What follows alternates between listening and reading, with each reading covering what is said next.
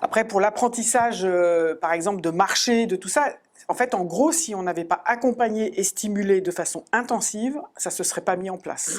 Elle arrive à faire des randonnées, vraiment des vraies randonnées, quoi.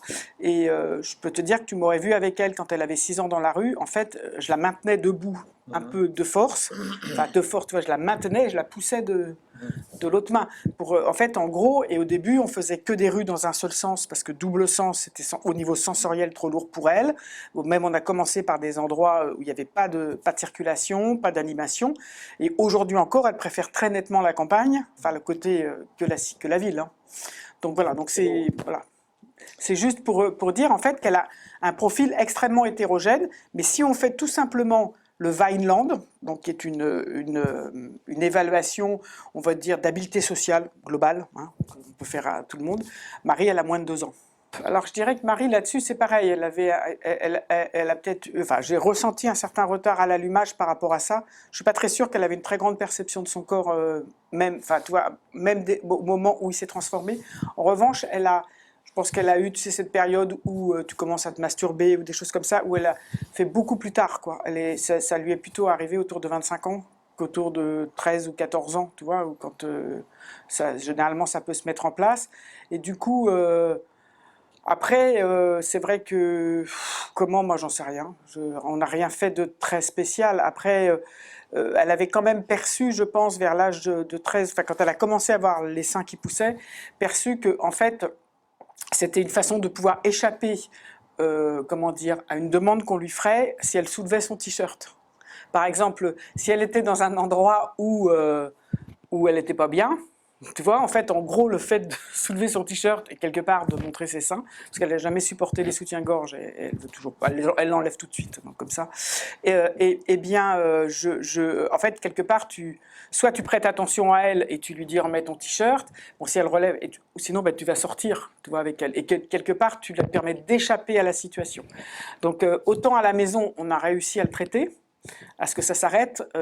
En revanche, à l'IME, ça a été beaucoup plus compliqué parce que effectivement, ça permettait d'attirer les foules, tu vois, ce genre de comportement. Elle est allée à l'école jusqu'à l'âge de 9 ans.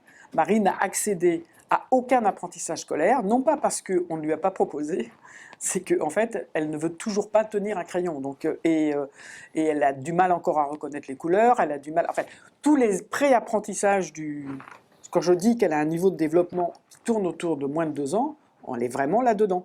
Donc en fait, les apprentissages scolaires, il y a un moment donné, voilà, on n'est pas parti sur l'idée de lui apprendre des lettres. Moi, je suis pas plutôt parti de lui apprendre, voilà, à reconnaître des images, à pouvoir désigner des choses beaucoup plus pratico-pratiques. Parce qu'il y a un moment donné, de passer par l'apprentissage scolaire, j'allais dire, elle allait rien apprendre. Hein. Il fallait qu'elle apprenne à enfiler une culotte, hein, dans le bon sens, qu'elle apprenne. Donc, et ça a pris tellement d'années et tellement de temps déjà tout seul, c'est-à-dire que même aujourd'hui, je veux dire que je lui apprenne à poser une culotte, toi tu as les 2 trous pour la jambe qui sont moins grands que le trou d'en haut, de lui apprendre de repérer ça, je veux dire, on y arrive, elle a 30 ans, c'est même pas tous les jours gagné. Hein. Donc voilà, donc ce que je veux dire, c'est qu'il y a un moment, c'est qu'il y a des priorités aussi un peu dans la vie, et que bien sûr qu'elle est allée à l'école. Après, voilà, Marie, elle n'est jamais rentrée dans les apprentissages scolaires, mais aucun apprentissage scolaire. Alors l'arrivée des règles a été assez, comment dire, douloureuse pour elle, et ça, en fait, mes filles m'avaient bien prévenu. Comme moi, mes filles, elles avaient eu en fait, assez rapidement, en fait, donné un traitement antidouleur, parce qu'elles avaient la même chose, et en fait, mes filles j'ai fait comme pour mes filles, en fait, elle a pris la pilule tous les jours. En fait, qui est un traitement, et en fait, on n'a jamais arrêté. Elle continue, du coup, voilà. Il y a un traitement qui est assez bon quand tu as des règles très douloureuses, c'est de prendre une mini-pilule non-stop, 28 jours sur 28 jours, enfin 30 jours, enfin tous les jours, il n'y a pas d'arrêt. Et du coup, c'est suivi par un gynéco, et le jour où tu veux un bébé, t'arrêtes, mais sinon, du coup, tu n'as plus de règles. Et elle est suivie par une gynéco qui surveille, et en fait, elle a une toute petite dose. Après, voilà, après Marie... elle a eu un seul examen gynécologique dans sa vie, vraiment le jour où elle s'est fait opérer des dents de sagesse, parce que du coup j'ai demandé à l'hôpital qu'il y ait un gynéco qui vienne voir, voilà, s'il n'y avait pas de problème. On m'a dit que voilà, il n'y avait pas besoin d'un suivi particulier, d'autant plus qu'elle avait a priori, Enfin, Marie, s'il y a quelqu'un qui a... Enfin, elle a pas d'activité... Enfin, je crois vraiment pas qu'elle ait d'activité sexuelle, dans le sens où même... Enfin, heureusement, on lui a appris à se laver et tout ça. Tu peux pas y accéder à cet endroit-là. Pas de relation amoureuse, parce que déjà, sur une relation amicale ou une relation... même avec nous, ou avec... voilà, il y a un côté, en tous les cas, qui paraît extrêmement distant, tu vois, en fait. Donc... je vois pas. Alors après, je sais, alors c'est peut-être, alors là du coup ça va pas du tout être politiquement correct, ce que je vais dire, mais je sais qu'elle a une attirance pour, mais là du coup c'est garçon ou fille, mais au niveau physique pour les personnes noires. Alors je pense que c'est parce que au niveau des expressions, les yeux couleur blanche sur peau noire ou les dents, tu vois, enfin bon bref, en fait ça ressort mieux et que du coup elle arrive mieux à lire l'expression des visages. Et c'est vrai que, alors que quand on me dit ah bah tu sais, ils aiment bien raconter ça les éduques, Marie elle aime bien aller avec, bah, à chaque fois la personne elle est noire. Donc voilà, sauf que là elle habite avec personne de noir, donc voilà et c'est vrai que j'ai eu une jeune fille au père pendant 3 ou 4 ans à la maison qui venait du Burkina Faso et qui était donc noire et le fit a vraiment hyper bien fonctionné très vite avec cette personne. Moi, je dirais que vers l'âge de... assez vite, on a finalement très tôt, parce que par exemple, le fait de ne pas vouloir sortir dans la rue, quand elle avait 2 ans en poussette, ou même 1 an en poussette, où elle, tu vois, elle se couchait sous la poussette, elle arrivait à sortir, et que en fait, dès que tu l'emmenais dans un endroit calme, en fait, où tu n'avais pas de circulation, ça passait bien. Donc en fait, assez vite, elle a su quand même faire part de ses souffrances sensorielles, en tous les cas. Ça, et du coup, en fait, te le montrer de façon assez déterminée. Par exemple, aujourd'hui, tu peux la faire rentrer dans une boulangerie ou un petit Carrefour City, tu vois, enfin un truc, voilà. En revanche, tu te gardes devant chez Leclerc, là, elle rentre pas. Parce qu'en fait, elle a expérimenté et elle sait que là c'est... Et là, je veux dire, elle fait 100 kilos, elle s'allonge par terre, et elle rentre pas. Et maintenant, elle est capable de te dire, toi, tu lui poses la question, tu viens avec moi, elle te dit non, tu attends dans la voiture, oui, et toi, et elle va être très sage et elle attend. Elle sait, ouais, elle sait dire oui et non, et elle est très déterminée quand elle veut pas quelque chose. Hein. Et, pendant toute une période, si tu l'abordais de face à plus d'1 mètre, bah en fait, en gros, mais c'est parce que tu rentrais dans son champ de protection et que du coup, elle se défendait quelque part. Alors certes, tu prenais une droite, mais bon. Enfin, vraiment, elle fait tellement loin de ça dans tout son développement. Alors je sais bien que physiquement, elle a un corps de femme, donc en revanche, c'est sûr qu'elle a découvert le plaisir de la masturbation et que ça, du coup, elle a totalement le droit de le faire et du coup, elle a très bien compris que quand elle va dans sa chambre à ce moment-là et enfin, ou dans un endroit spécial, mais voilà, elle sait qu'il ne faut pas le faire dans le salon devant tout le monde, elle a à peu près compris ça. Bah, j'ai rien, j'ai dit, bah Marie, c'est super, hein, tu te fais du bien, mais tu vois, en fait, ça se fait pas trop dans le salon, donc petit à petit, voilà, elle a une espèce de pouf qui sert à ça, enfin, et du coup, enfin, voilà, on a essayé d'organiser les choses. Après, j'en fais pas un pataquès, quoi. Enfin, si jamais, voilà, je l'ai pas vu démarrer, qu'elle démarre, après, elle se met pas nue. Pour les filles, c'est un peu plus discret, quoi. C'est pas un sujet majeur et c'est pas non plus visiblement très problématique dans là où elle est, quoi. Ils disent que Marie, voilà, elle fait ça à peu près 1 fois par jour. Bon, s'ils arrivent à lui dire, bah, tu vas dans ta chambre et qu'elle se déplace toute seule et puis elle va continuer dans sa chambre. Enfin, tu vois, si elle n'a pas à percuter qu'il fallait, c'est pas un problème, quoi. Personne l'engueule là-dessus et elle n'a pas l'air. Et puis voilà, c'est pas non plus 25 fois par jour, quoi. Enfin, tu vois. Cette question du consentement est d'ailleurs dont j'ai pris connaissance,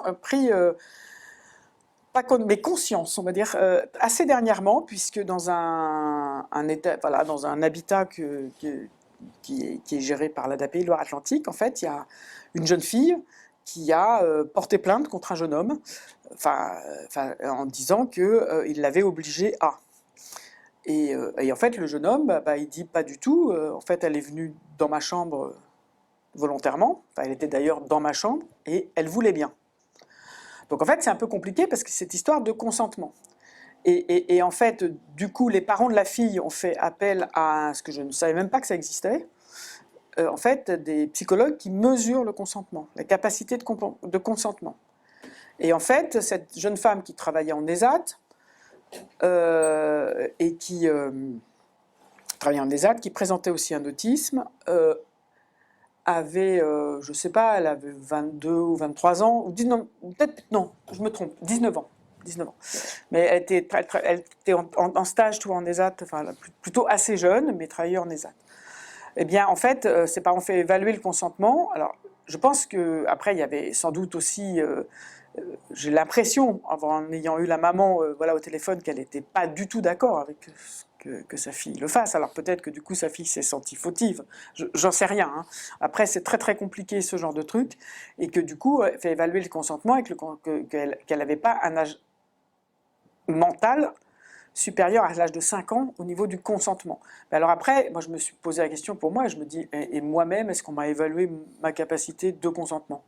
Parce que bon, je ne sais pas en fait, quel est mon niveau de consentement. Quelquefois on dit oui pour faire plaisir à l'autre, quelquefois on dit oui parce que bon, on trouve que l'ambiance est sympathique, mais est-ce que vraiment au fond on a envie ? Enfin toi, il y a un tas de circonstances qui vont faire que tu dis oui à quelque chose ou que tu dis non.